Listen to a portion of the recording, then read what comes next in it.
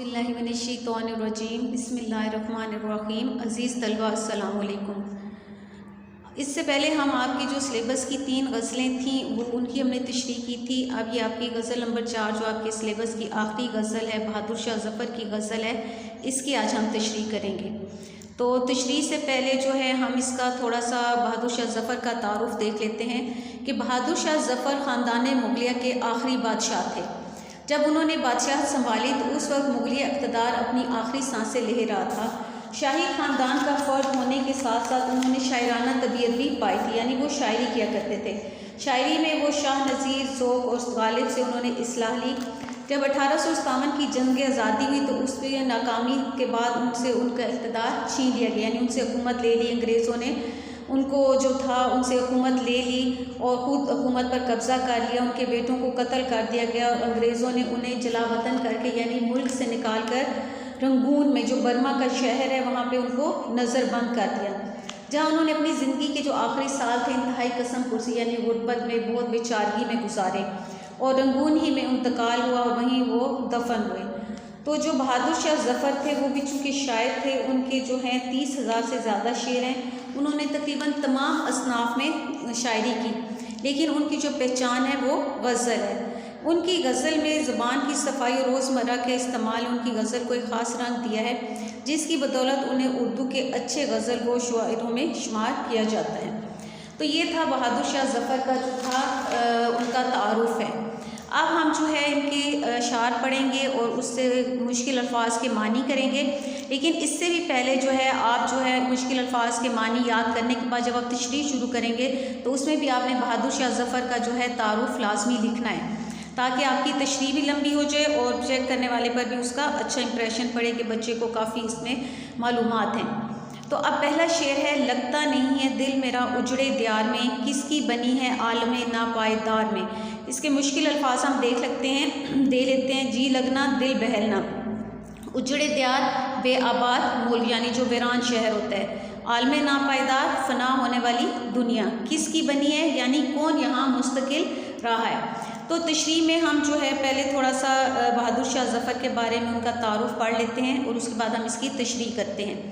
1857 की जंग आज़ादी की नाकामी के बाद बरे सग़ीर में इस्लामी सल्तनत का सूरज ग़रूब हो चुका था, यानी जब 1857 की जो जंग थी जो मुसलमानों और हिंदुओं ने मिलकर अंग्रेज़ों के ख़िलाफ़ लड़ी थी, जिसमें उनको नाकामी हुई थी, तो उस वक्त जो मुसलमानों की हुकूमत थी यानी तकरीबन 100 साल मुसलमानों ने बरे सग़ीर पर हुकूमत की थी, वो उनसे छिन गई और जो निज़ामी हुकूमत था वो अंग्रेज़ों ने संभाल लिया। तो बहादुर शाह ज़फ़र जो थे वो मुग़लिया दौर के आखिरी बादशाह थे, जिन्हें अंग्रेज़ों ने माजूल करके बर्मा के शहर रंगून में कैद करके उन्हें बेपनाह वहाँ अजियतें यानी तकलीफ़ें दी। तो शायर ने ये जो वाली गज़ल है जो आपके सिलेबस में है, ये 1857 की जंग आज़ादी के बाद जब उनको रंगून यानी बर्मा में कैद करके रखा गया था तो ये इन्होंने गज़ल वहीं लिखी थी। तो इसमें आप देखें कि शायर कहते हैं कि लगता नहीं है दिल मेरा उजड़े दियार में, किसकी बनी है आलमे नापायदार में। तो शायर कहते हैं कि मेरा दिल इस वीरान और उजड़े इलाके में नहीं लगता, क्योंकि जब वो बादशाह था तो वो बहुत शाहाना ज़िंदगी गुजारे थे, यानी बहुत शान व शौकत थी उनकी। अब उनसे वो जो शाही आन बान थी वो छीन ली गई, उनकी ख़त्म हो गई। अब कैद में वो बहुत तकलीफ़ दे अज़ियत नाज ज़िंदगी बसर कर रहे थे, तो कैद तन्हाई में सिर्फ यादें ही उसका सहारा थी। ऐसे में वो ये कहकर अपने दिल को तसल्ली देते हैं कि दुनिया जो है ये मुसलसल तब्दीली की जगह है और आखिर ये ख़त्म होने वाली है और यहाँ किसी का कोई मुस्तकिल ठिकाना नहीं है। तो जो भी यहाँ आया है उसको जो है यहाँ से जाना है। आज तक दुनिया ने किसी का साथ नहीं दिया तो मेरा क्यों कर देगी। इस दुनिया में कोई शख्स ऐसा नहीं जो गम से निजात हासिल कर ले, यहाँ हर शख्स दुखी और परेशान है। ये दुनिया एक आर्जी जगह है, यहाँ पर किसी के ख्वाब शर्मिंदे ताबीर नहीं हो सकते यानी पूरे नहीं हो सकते। तो ये जो शायर है यहाँ वो यही कह रहे हैं कि ये जो दुनिया है ये आर्जी है, जहाँ जो आया है उसने वापस भी जाना है। तो अपने दिल को तसल्ली दे रहे हैं कि मैं जो यहाँ पर कैद हूँ, अज़ियतनाक ज़िंदगी तन्हाई में गुजार रहा हूँ, तो मैंने भी यहाँ से चले जाना है कि यहाँ किसी ने मुस्तकिल नहीं रहना। हर एक यहाँ पर किसी के जो ख्वाब हैं वो पूरे नहीं होते। तो इसका हवाला शेर देखें, आफाक की मंजिल से गया कौन सलामत, असबाब लुटा राह में यहाँ हर सफरी का। अब इसका शेर नंबर 2 देखें, उम्र दराज मांग के लाए थे 4 दिन, 2 आरजू में कट गए 2 इंतज़ार में। उम्र दराज का मतलब उम्र दराज, लंबी उम्र। 4 दिन इसका मुराद है ख़त्म हो जाने वाली उम्र। आरज़ू का मतलब होता है ख्वाहिश। अब इसमें देखें कि इससे भी पहले आपने जो है बहादुर शाह ज़फ़र का तारुफ लिख देने कि 1857 की जंग आज़ादी के बाद, ये सारा हम थोड़ा सा उसका जो है हवाला दे के तो फिर इसकी तशरीह करेंगे। तशरीह नंबर 2 में देखें कि शायद चूँकि परेशान है और उसकी जो ज़िंदगी के वो आखिरी दिन बड़ी कसम पुरसी यानी बहुत गुर्बत में, बहुत बेचारगी में, वो ज़िंदान में यानी कैद में गुजारा है, उसे ये दुनिया और इसमें कोई चीज़ जो है अच्छी नहीं लगती। वो इंसानी ज़िंदगी के मुख्तसर और नापायदार होने का जिक्र करते हुए कहते हैं कि ये दुनिया बहुत मुख्तसर और जालिम है। हम अल्लाह से 4 दिन की ज़िंदगी जो है वो उधार लेकर आए हैं और आखिर हमने इस दुनिया से वापस चले जाना है। जब हम इस दुनिया में आए तो हम दुनिया की जो है रंगीनियों में खो गए, जहाँ यहाँ जो है इंसान की बहुत ख्वाहिशें होती हैं, तमन्नाएँ होती हैं, आरज़ुएँ पैदा होने लगती हैं। तो आधी ज़िंदगी जो है वो इन ख्वाहिशात के पैदा होने में गुजर गई और बाकी की आधी उम्र इस इंतज़ार में कट गई कि ये आरज़ुएँ कब पूरी होती हैं। शायर कहता है कि इस दुनिया में कोई ख्वाहिश पूरी नहीं होती, मौत आ जाती है और ज़िंदगी ख़त्म होने लगती है। यानी शायरी कह रहे हैं ना कि उम्र दराज मांग के लाए थे 4 दिन, 2 आरज़ू में कट गए 2 इंतज़ार में, कि ये जो ज़िंदगी ये 4 दिन की है यानी बहुत मुख्तसर ज़िंदगी है। आधी ज़िंदगी जो है वो हम जो है मुख्तलिफ़ ख्वाहिशें करने में गुजार देते हैं कि हम यूँ करेंगे वो करेंगे, और बाकी आरज़ू जो है ज़िंदगी है वो हम उन आरज़ुओं के पूरा करने में गुजार देते हैं या उस इंतज़ार में गुजार देते हैं कि हमारी ख्वाहिशें पूरी होंगी, और लेकिन ख्वाहिशें ख़त्म नहीं होती और ज़िंदगी ख़त्म हो जाती है। तो यहाँ इसका हवाले शेर देखें, हज़ारों ख्वाहिशें ऐसी कि हर ख्वाहिश पे दम निकले, बहुत निकले मेरे अरमां लेकिन फिर भी कम निकले। यूँ शायर की तमाम ज़िंदगी जो थी वह आरज़ुओं और इंतज़ार की नज़र हो गई। हाली ने भी इसी जो मज़मून को इस तरह बयान किया है, पूरी हुई हैं उम्मीदें ना होंगी, यूं ही उम्र सारी गुज़र जाएगी। यानी जो ख्वाहिशें होती हैं वो पूरी नहीं होती, ज़िंदगी गुज़र जाती है। अब शेर नंबर 3 देखें, बुलबुल को बाग़बां से ना सयाद से गिला, किस्मत में कैद लिखी थी फसले बहार में। अब बुलबुल यहाँ जो है बुलबुल से मुराद खुद बहादुर शाह ज़फ़र हैं यानी जो शायर हैं। सयाद से मुराद शिकारी यानी अंग्रेज़। बाग़बां होता है बाग का माली, इससे मुराद जो था मुगलिया हुकूमत के जो सिपाही थे जो उसके जानिसार थे बहादुर शाह ज़फ़र के। तो अब इसमें देखें कि गिला से मुराद होता है शिकायत, किस्मत, मुकद्दर, फसले बहार यानी बहार का मौसम, इससे मुराद हुकूमत का ज़माना यानी जब बहादुर शाह ज़फ़र बादशाह थे। अब देखें कि वैसे तो बुलबुल जो है वो अगर आम हालात में उसको कैद कर दिया जाए तो उसे अपनी कैद होने पर बहुत दुख होता है, लेकिन अगर उसे बहार के मौसम में यानी जब बहार का मौसम आता है तो परिंदे खुश होकर इधर उधर चहचहाते फिरते होते हैं आज़ाद, कभी एक दरख्त पे कभी दूसरे दरख्त पर। तो वो कह रहे हैं कि बहार के मौसम में अगर बुलबुल को कैद कर लिया जाए तो उसके दुख में बहुत ज़्यादा इजाफा हो जाता है, क्योंकि वो बहार में खिलने वाले रंगारंग फूलों से लुत्फ़ अंदोज़ नहीं हो सकता। तो शायर कहते हैं कि बुलबुल को बहार के मौसम में कैद कर लिया गया। यहाँ शायर जो है अपने आप को बुलबुल से तशबीह दे रहे हैं कि वैसे तो बुलबुल अपने कैद पर परेशान और गमज़दा रहता है, क्योंकि हर आज़ाद परिंदा जो है वो अपनी कैद को पसंद नहीं करता, मगर ये ऐसा परिंदा है कि जो अपनी कैद पर गमज़दा नहीं है। यानी वो कह रहे हैं ना कि बुलबुल को बाग़बां से ना सयाद से गिला, किस्मत में कैद लिखी थी फसले बहार में।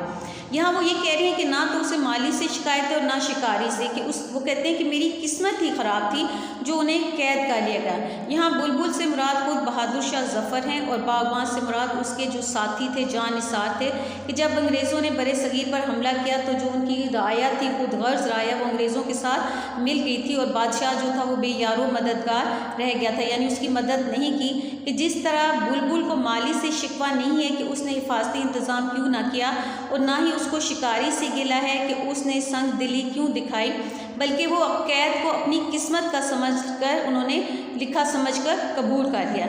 इस तरह वो कहते हैं कि मुझे अपने हमवतनों से भी शिकायत नहीं है कि उन्होंने गद्दारी क्यों की और वतन का दिफा यानी हिफाजत क्यों ना की, और ना ही उनको अंग्रेज़ों से गिला है कि उन्होंने मुझे जलील क्यों किया वो और मेरे मुल्क पर कब्ज़ा क्यों कर लिया।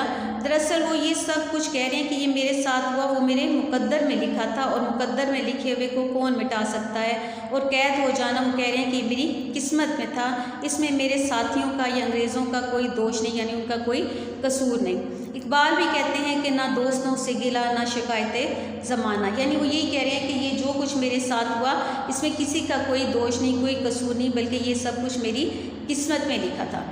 अब शेर नंबर 4 देखें। इन हसरतों से कह दो कहीं और जा बसें, इतनी जगह कहाँ है दिल दावदार में। अब हसरत क्या होती है? नाकाम आरजू, नाकाम ख्वाहिशें जो पूरी नहीं होती। जा बसें जाकर ठहरे, दिल दावदार यानी ज़ख्मी दिल। अब इससे भी पहले आप थोड़ा सा वो हवाला दे देंगे शेर में, क्योंकि आपको जो है इम्तहान में पेपर में 2 अशार का एक बंद आता है, दोनों अशार की आपने तशरीह करनी होती है, तो उससे पहले आपने एक ही दफ़ा जो है वो शायर का तारुफ लिख देना है। अब इसमें शेर कह रहे हैं कि दिल्ली के उजड़ने के बाद जो है बहादुर शाह ज़फ़र के जो तमाम ख्वाहिशात थी वो दम तोड़ चुकी हैं। अब वो रंगून में यानी बर्मा में कैद तन्हाई में अपनी आज़ादी के दिन याद करते हैं। याद उसे जो है वो मज़ीद अफसरदा कर देती है। तो शायर का दिल जो है वो हादसात ज़माना के बायस दाग हो चुका है, यानी उसको ज़माने ने इतने दुख दिए, इतनी तकलीफ़ें दी कि अब उसका दिल जो है वो ज़ख्मी हो चुका है। तो शायर कहते हैं कि उसने ज़िंदगी में बहुत तकलीफ़ें और दुख सहे हैं कि उसका दिल जो है अब और दुख दर्द सहने की उसमें हिम्मत नहीं है, ताकत नहीं है। शायर अपने दुखों का इजहार करते हुए कहते हैं कि मेरा दिल पहले ही लोगों के दिए हुए ज़ख्मों से चूर चूर है और उसमें अब मज़ीद ज़ख्म खाने की सकत नहीं, यानी ताकत नहीं। जब अंग्रेज़ों ने बरसगीर पर कब्ज़ा किया था तो बहादुर शाह ज़फ़र से वादा किया था कि उन्हें मराद देंगे, यानी सहूलतें देंगे, उनके बच्चों के साथ अच्छा सलूक करेंगे। मगर जब उन्हें जलावतन कर दिया गया तो उन्हें ज़िंदान में यानी कैद में डाल दिया गया, तो उनके बच्चों को भी लाल किले से बाहर निकाल दिया। बहादुर शाह ज़फ़र के पोतों और नवासों के सर काट दिए गए और जो उन्हें नाश्ते में पेश किए गए, यानी इतना उन पर जुल्म किया गया। और उन लोगों को जो था दर बदर, जो बाकी बचे उनको दर बदर की ठोकरें खाने के लिए लाल किले से बाहर निकाल दिया गया। इसलिए शायर कहते हैं कि मेरी ज़िंदगी जो है वो अब ख़त्म होने वाली है, लेकिन जो परेशानियाँ हैं, दुख हैं, गम हैं, वो ख़त्म होने का नाम नहीं लेते। मुझ में अब मज़ीद गम खाने की हिम्मत नहीं रही। इसका हवाले शेर देखें। ज़िंदगी है या कोई तूफ़ान है, हम तो इस जीने के हाथों मर चले। अब ये हमने इस जो है 4 अशार की तशरीह की है। उम्मीद है आप लोगों को समझ आ गई होगी।